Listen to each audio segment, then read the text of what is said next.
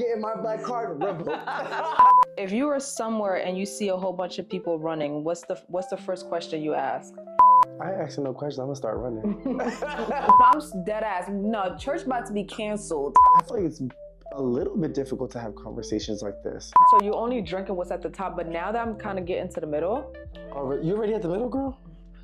Being a Christian is like, yo, your homegirl's calling you, she's going through it. Like, yo, I'm praying for you as if your situation is my situation.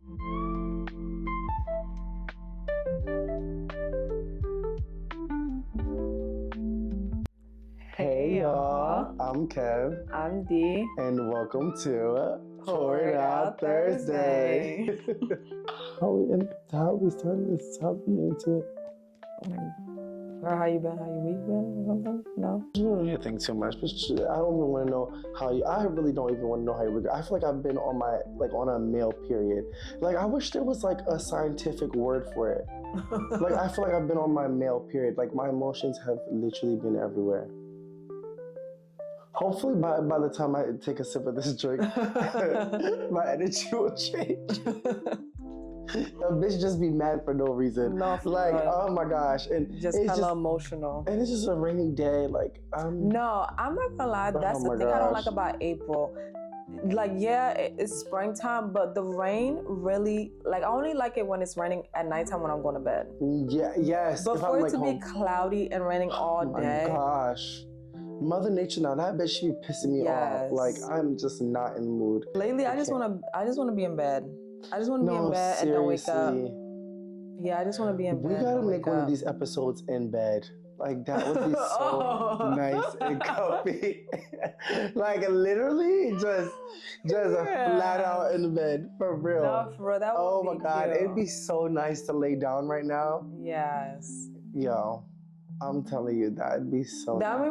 remind me of Jada and Des. I think when they first started their podcast, they were sitting on the bed. Yeah, I think so. Yeah, that is true. Yeah. Like really comfy vibes. I really need that right now. All right, girl. What kind of drink are we getting to? Because it looks like we both need a drink, y'all. Yeah. Like y'all. Like normally I'm like, bitch. Like let's get this shit going for real. So we're having a Mexican peach mule. Okay. I wonder what makes it Mexican. I guess you know, be throwing names on it. They be throwing fucking names. Yeah, they be throwing ain't names. nothing about them ingredients. Screams Mexican. Yeah. I mean, tequila, is that their thing? Yeah, because tequila, they call it Mexican water in Mexico. Yeah, when you go to Mexico. Yeah. So I guess, there you go. There goes our answer. Right. Well, I need some Mexican water, I'll tell you that. Yes. Yeah. All right, let's get this going. All right, y'all, let's get into making this drink. So this recipe calls for 2 ounces of tequila, right? And then 1 ounce of peach nectar, 1/2 ounce of lime juice,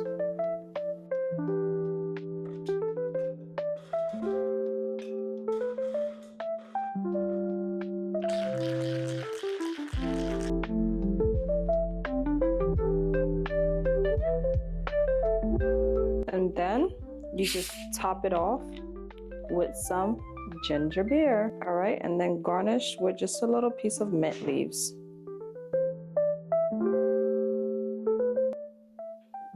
And there you have it, our Mexican peach mule.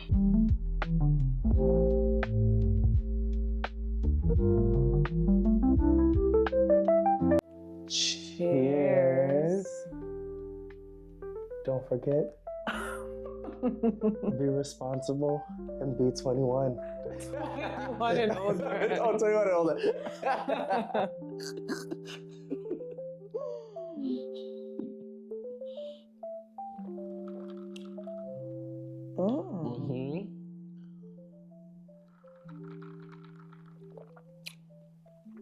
I'm becoming more of a fan of ginger beer. Yeah, you always say that. Yeah, I'm becoming more of a fan of ginger beer.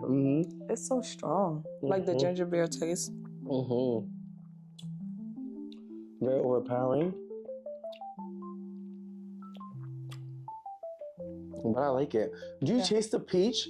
I taste like a hint. I like a very hint. Yeah. it.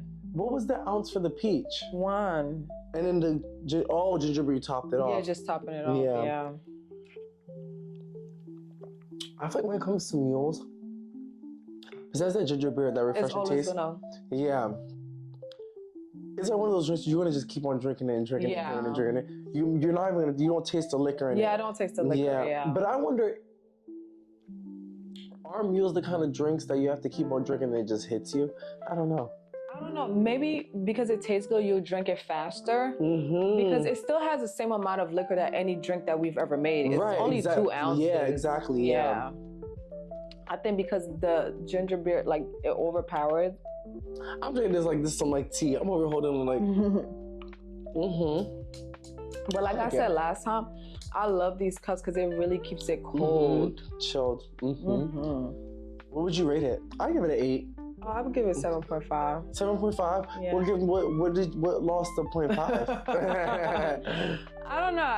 It wasn't an 8 from. It's not that it's nasty, but no, it's not. It's missing that that spark. I know what you mean. Yeah, the only thing I taste is I feel like if you tasted more, there's the ginger beer. I feel like if you tasted more of the peach, like something else, right? Something else, like more of like a fruity, You know what? You know when you top it off with ginger beer, you don't stir it. So you only drink it what's at the top. But now that I'm kind of getting to the middle. Oh, you already at the middle, girl? Whoa, hold on. The episode we barely started. I did get a hint of peach now. I did. Let me see. Because when you don't stir it. Let me see, hold on.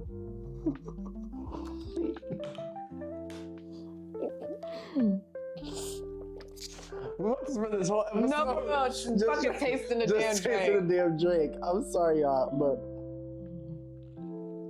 we gotta make sure what we telling y'all is the truth. Yeah, like my taste buds, it takes a little long.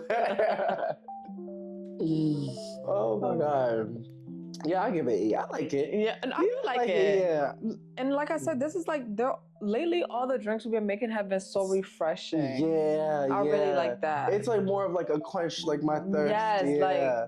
Yeah. I saw this thing on TikTok. Well, first of all, last episode, I think we touched on the topic for like literally like 0.2 seconds about when we were like, we're black, but we didn't grow up like African American. Oh, okay. So I saw this thing on TikTok. So I was like, let me test Kevin Blackness. Oh my God. Oh, I'm getting my black card revoked.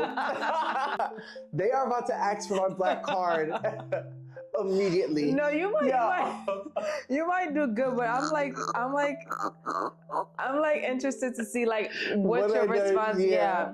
So it's like black phrases. Okay. So I have to start them and like you kind of finish them. And then finish it, okay. Yeah. So the first one is God is good. All the time. All the time. God is good. All right. When you were playing outside as a kid, what time did you know when to go inside? When the street lights came on. Okay. Okay. One thing about it can be African, Haitian, Black, Jamaican. When the street lights come on, you better take your ass home. So if you're talking to a black girl and they're like, where's the kitchen considered at when it comes to hair? Where's the kitchen at? Wait, say that one more time? Like if you're talking to your sister and she'd be like, and she's referring to hair and she's saying the kitchen. The bathroom? I said when it comes to hair. Oh, when it comes to hair? Yeah. Oh, the hair salon? Wait, when she said the kitchen, what if she's talking about hair, where would that be? Kitchen? If she's talking about the kitchen and she's referring to hair, where would that be? He said the bathroom. Because the bathroom, I feel like that's where all the hair products be. That's why I said the bathroom. You want to tell you? The hair store? What is it? You know when they talk about the kitchen, they're talking about the back of the head, like that part that be nasty. Because it'd be Damn, I should have known that. That is crazy. All right, next one. Okay. I'm just trying to make $1. $1.50. What? Wait.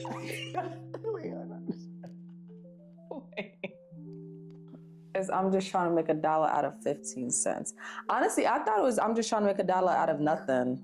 If you were somewhere and you see a whole bunch of people running, what's the first question you ask? I ain't asking no questions. I'm gonna start running. Baby, we don't got time to ask questions. Baby, you just run. Yeah. No, that's yeah. Black people don't ask no questions. No, baby, we just start running. Bitch. Yeah, go with the crowd. What I see is what I do. Yes. Next one. You're invited to a party. What's the first question you're asking? Is there gonna be food? Is that big? No. That's a big back answer. What is the first question I'm gonna ask? Mm-hmm. Is it open bar? No, like say one of our family members ask us something, invite us somewhere. What's the first thing we think?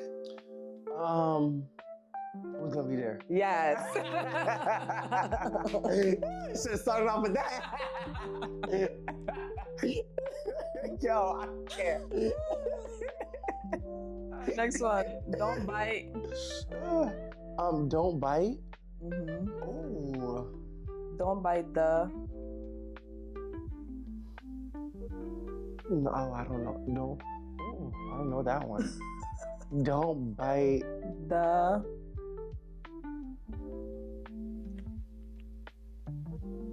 Oh, don't bite the hand that feeds you? Yes. Yes. Yeah. Okay. All right, next one. When we get to the store. Mm-hmm. Don't touch nothing. Yeah. Yeah. Touch nothing. Don't ask for nothing. Yes. Yo, I can't.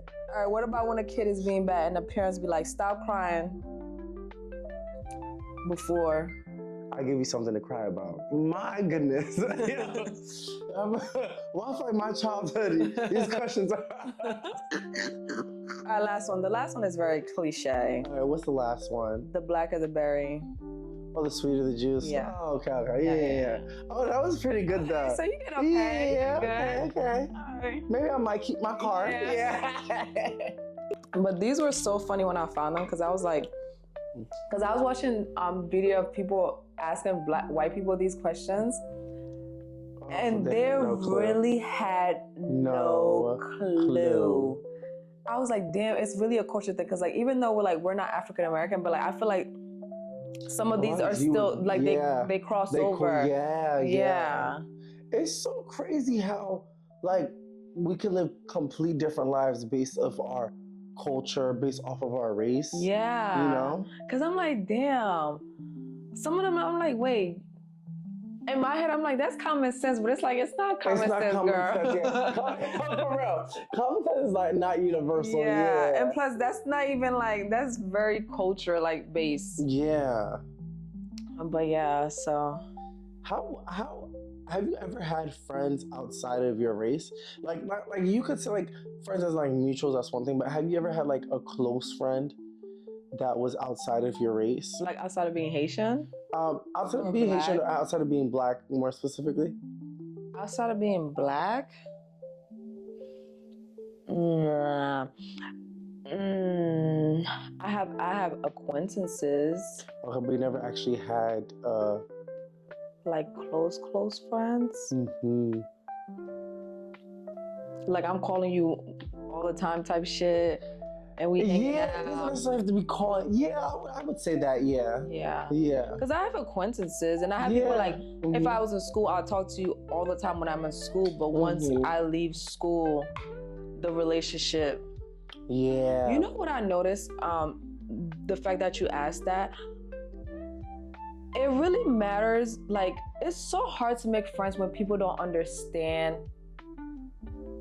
understand like what you might be going through, or like understand like the trials and tribulations that you like. If you have a friend that's outside your race, like you might be talking shit like, oh my God, this person, like you trying to tell them like this person was being racist. Cause I had that like a couple like my jobs when I worked retail, and I'm trying to tell this lady that what just happened was like very racist. Yeah. And she swore up and down like it was not racist. She's like, that's not racist. That's like you get what I'm saying? But like she doesn't understand because like she never had to go through it. So it's like, how can I don't understand where you're coming from. Like to like, so it's like hard like to make friends when like they don't understand like what you be going through. I don't know.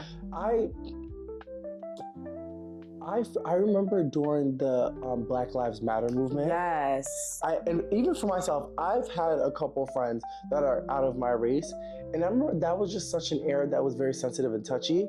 Where like I've had conversations with friends where it's like, it was not necessarily, I feel like uncomfortable conversations are always good. You always get something good out of uncomfortable conversations. But I think that's when you really realize like race is such a huge part of relationships, because I think it was really around that era that people that weren't Black, I mean, let's be honest, that weren't Black, that really didn't understand or have a depth of like the impact and toll that it was taking.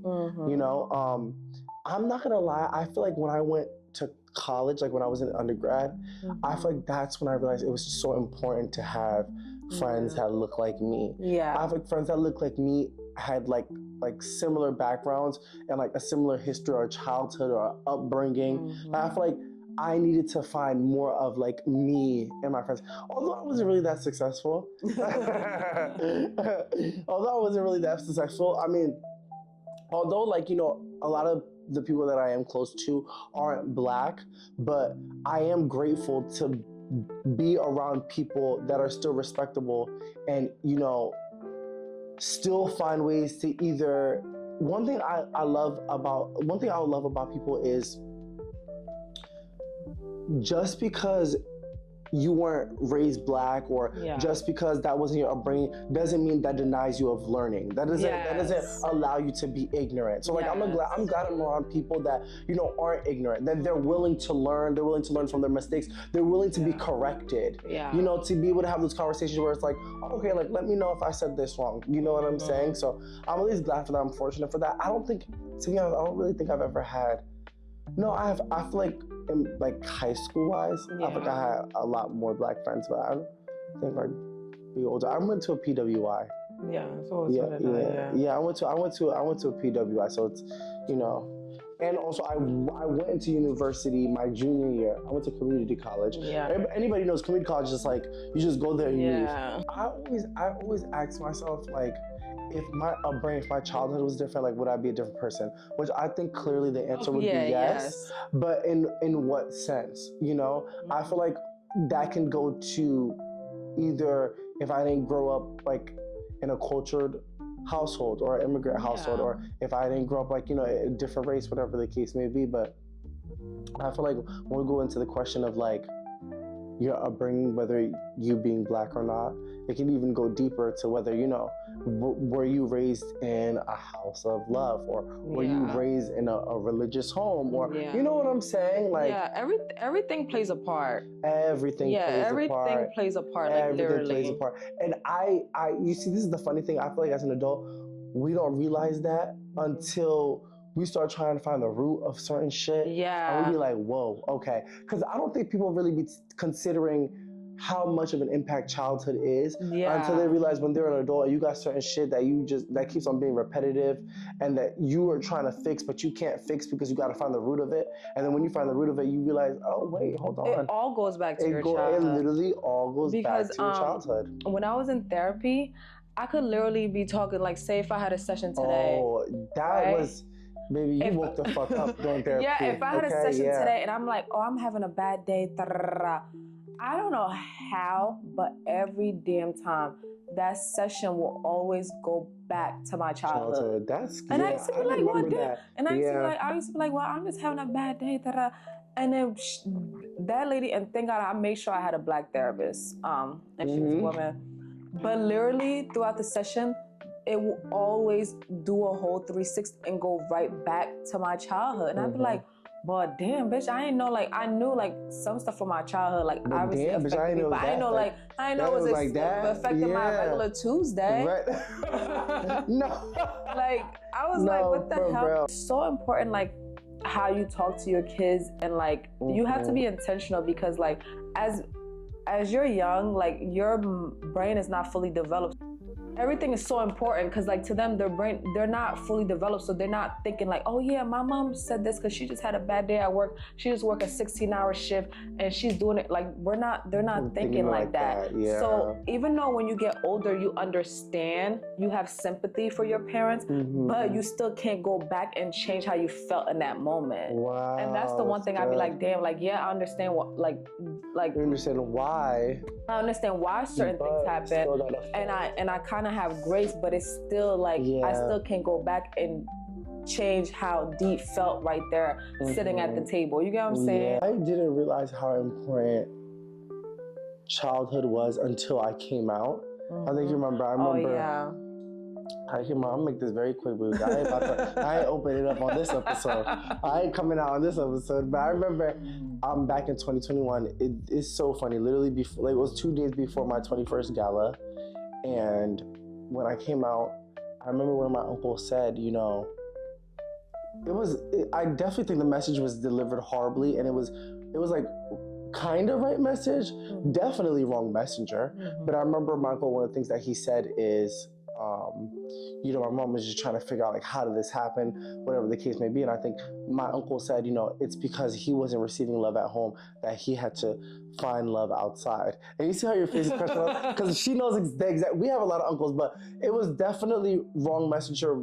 And the only reason why I said kind of right message is because I feel like my childhood, I never grew up in, like, a house of, like, expressed love. I think that's what it is. I think we grew up, especially like Black homes, we grew up with that tough love. Yes. Like that has become a word because of, like, Black homes, right? It's like you grow up with that tough love where you know that you have somebody taking care of you, you have a roof on top of your head, you know, but you don't have that parent that's telling you I love you. You don't have that parent that's giving you that space to express themselves. You know what I'm saying? That's giving you that comfortability to, you know, be yourself around them. And I didn't get any of that at home. You know, I wasn't able to be expressive. Like, to me, I felt like when I was a little boy in my home, expressing emotions just automatically felt like you were being a girl because you were expressing your emotions, you know? And at that time when he said that, I was furious because I'm like, who the fuck are you to be trying to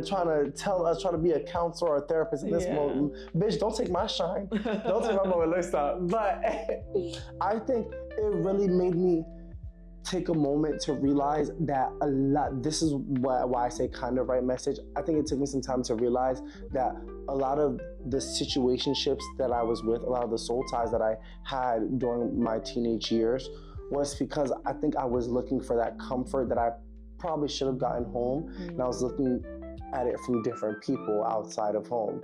You know, I feel like the relationship that me and my mom have, I like wish we had that years ago. Because if we had that years ago, I can only imagine where me and my mom would be now. Me and my mom would be like besties. Because that's like really like, she'd be like low-key, sometimes she'd be my homegirl when we be watching movies on Fridays and we'd be chilling, although I can't stand her half of the time. But I just feel like if I had that kind of comfortability years ago, like especially when I was in high school, like, you know, if I had that comfortability to just go like get on my mom's bed, watch a movie and just talk like we do now, oh my goodness, I feel like a lot of decisions I would have made, I probably would have been in the house a lot more.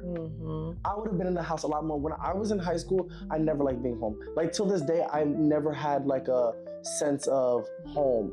You know I say this, like I never had like a home, sweet home type. I've never had that. And I feel like if the way I am with my parents now, if I was like that before, I don't think I'd be outside as much.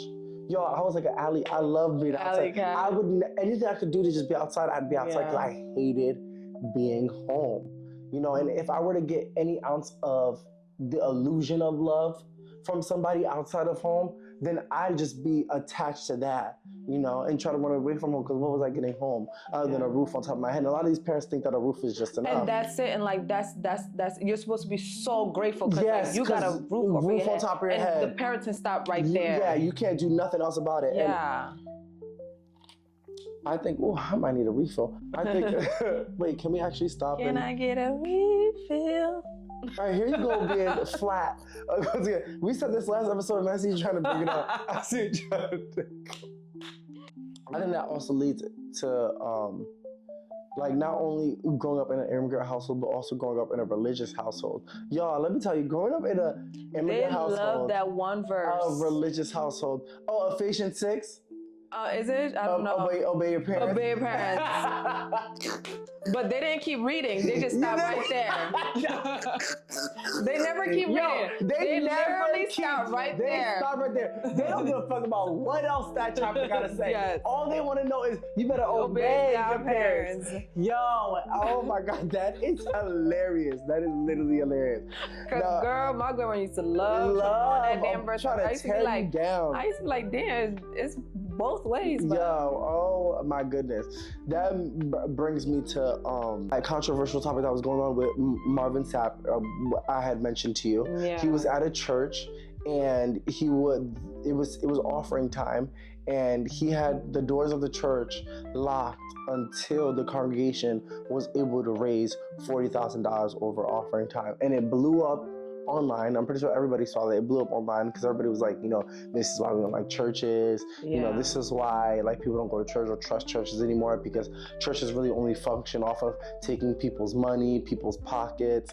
And I think that opened, like, that was like a book of worms, like a can of worms. Can of worms. I think like a can of worms where it really brought up the topic of the church.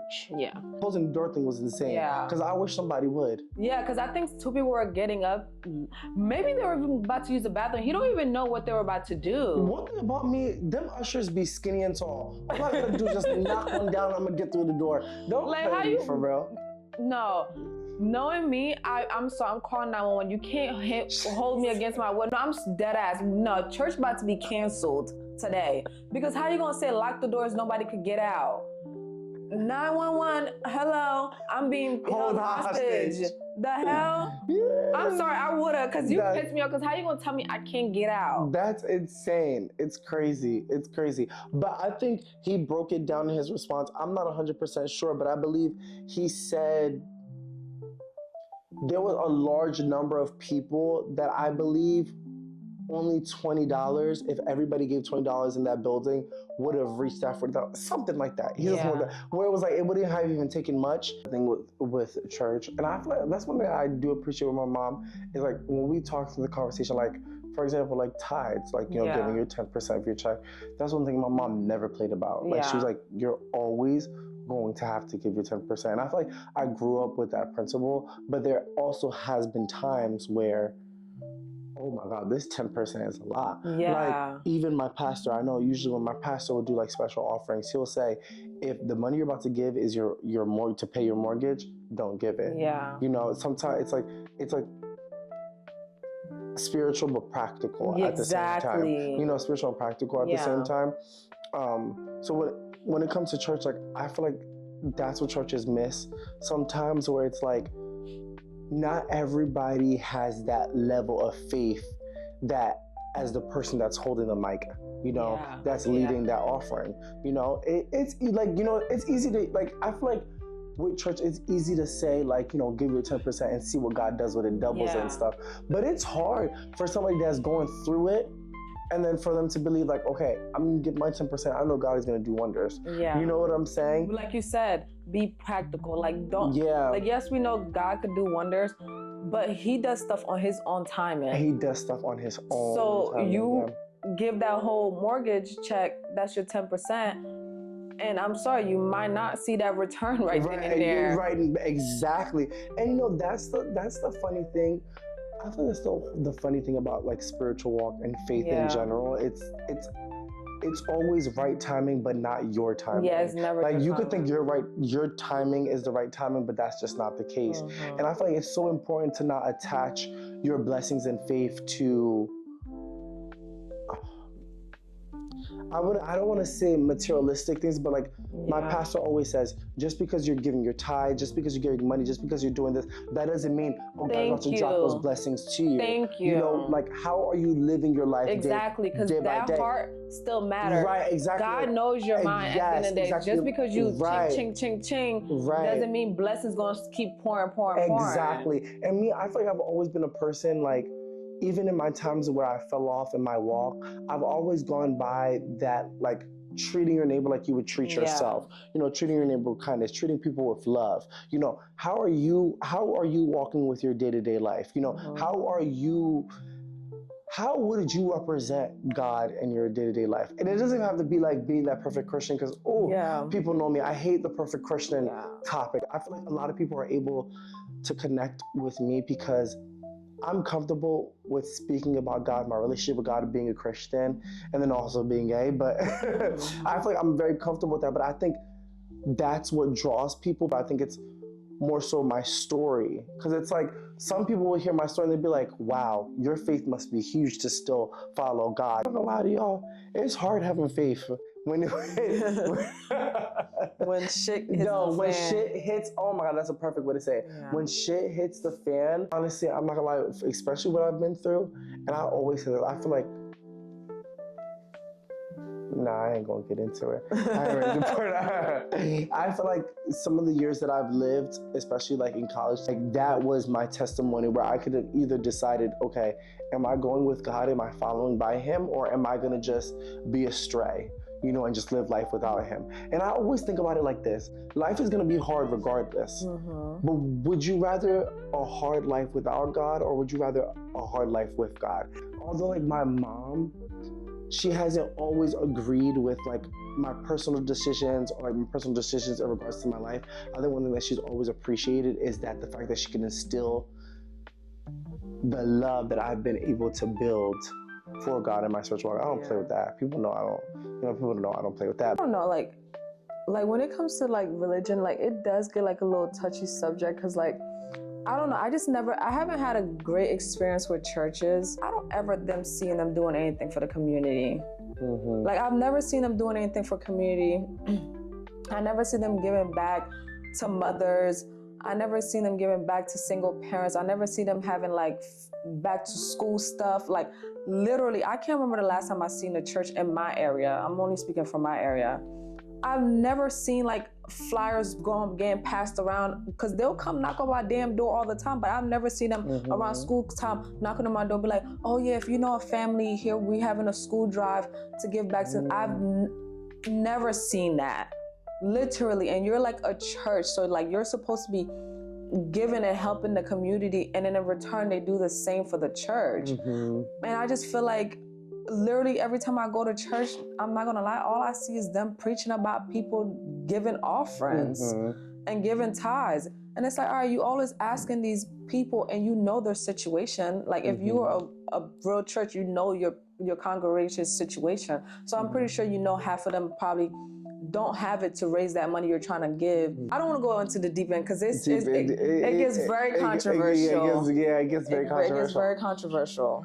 I think one thing that I will say, like, that has really helped me with my walk these past, I would say 2 to 3 years. I ain't gonna say my age. Given the past 2 to 3 years, I would say, I think my perspective with Christianity, it's more so relationship, not religion. Got it. I think when I was younger, I focused so much on the religion. And when you focus on the religion, sometimes you look as God as a dictator. And that's just not Him. Sometimes religion makes it seem like you have to do this, or going to hell. You're burning.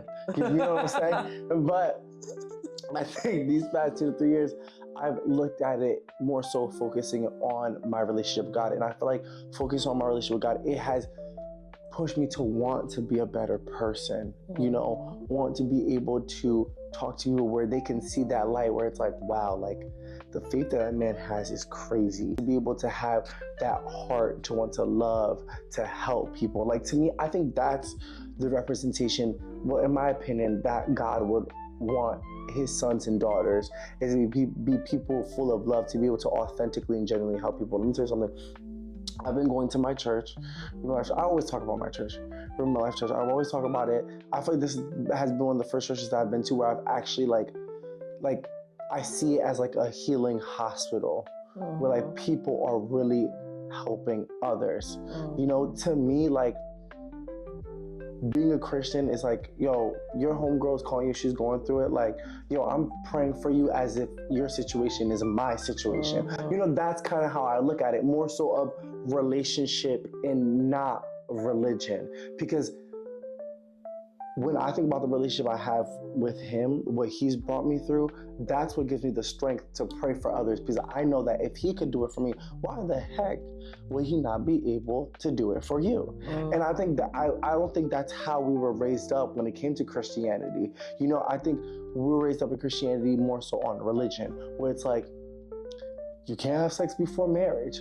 You can't kiss before dating. You can't like you know, it's like women can't wear pants to church. Like a man can't have earrings. A man can't grow his hair. Like, you know, it's just like man-made rules that have made people really forget the bigger picture. Growing up, I went to this church growing up. A homeless person walked into the church, and the most disgusting thing, people started talking about it. It was like, oh, like, well, in Korea, basically like, oh, like, you letting like somebody dirty come into the church, like you're getting outside to you, like talking about like what they weren't. And I'm like, are you, as a kid, you're like, well, me, like, obviously I've always had like this empathy part of me. Like, I don't know if that's just like how I've always been. So like as a kid, like I always knew that was kind of wrong, because I was like, wait, isn't that the whole point of the church? Come as you are. Wow, that's so and good.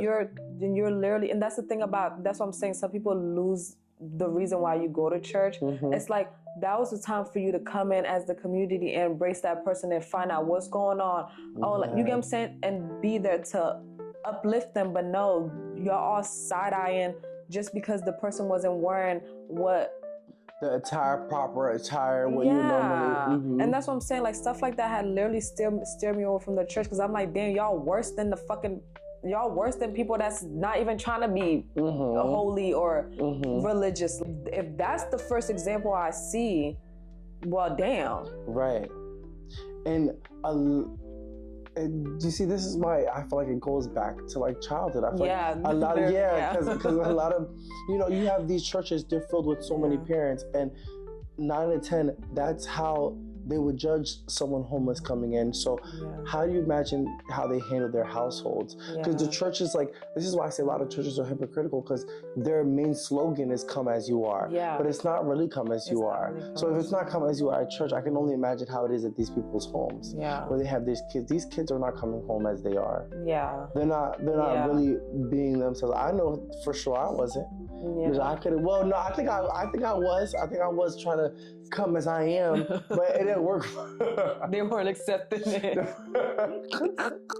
Like you said, like I'm just traumatized for like all the stuff that I've seen as a kid. So it's like, like, can I? Like, I don't know. Like, can I trust you? Like, I don't know. I just feel like as a kid, like going to like a Haitian church, like, your pastor is supposed to be like your second father or like whatever. Like you're supposed to like be able to like comfortable to tell them, not tell them stuff like, I'm talking about like comfortable to tell them like stuff, even asking questions about the Bible and not being comfortable to have an open dialogue and all that stuff. And I just did not have that experience. So I'd be like, wait, can I trust you to like ask you a question about the Bible and you're not just gonna look at me like I'm stupid? Like, wait, why are you asking me that? Like, or like, I don't know.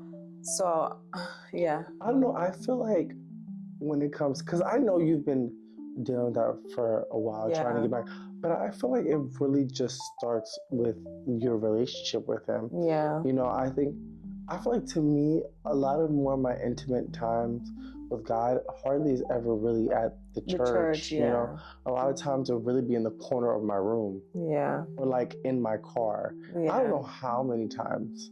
Like I'll be like driving and it will just like hit me. Where you just feel that impact. Even being home in my room, there'll be times I'll just put music in the background and it just hits me and it's just a pour out. Trying like to find a home church, I knew I was always trying to find a church because I always knew that I needed a mentor.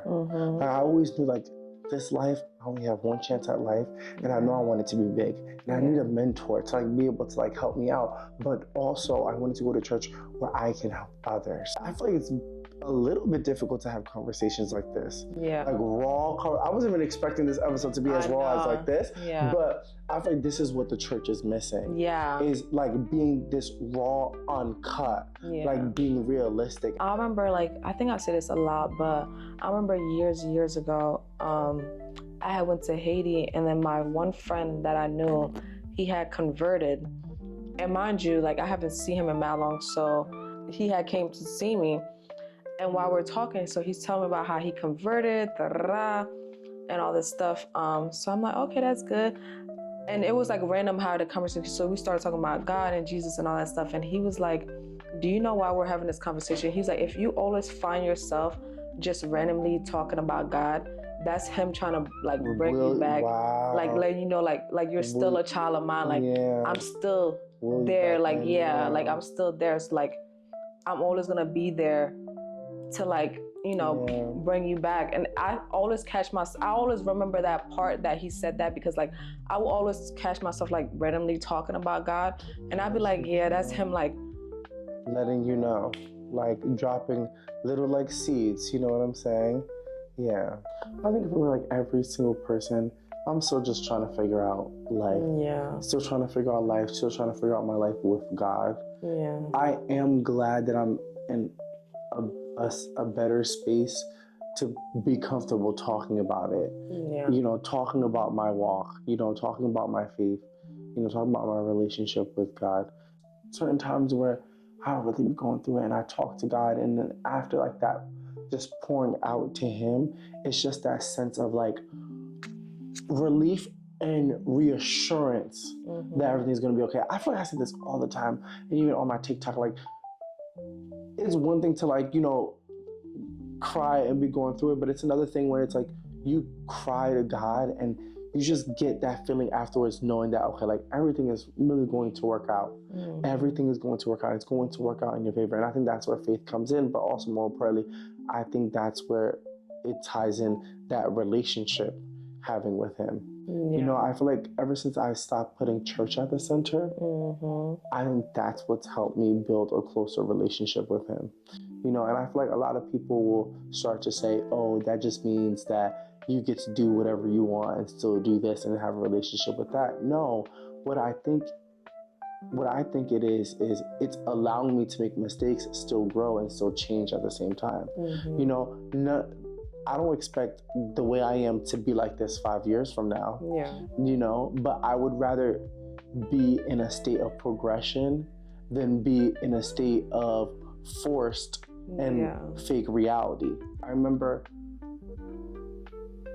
3 years ago, I think this was October 2021, November 2021, but later on, I told myself, you know, I'm not going to believe in God anymore. I'm not going to go to church. I'm not going to do anything. Something drastic that happened to me.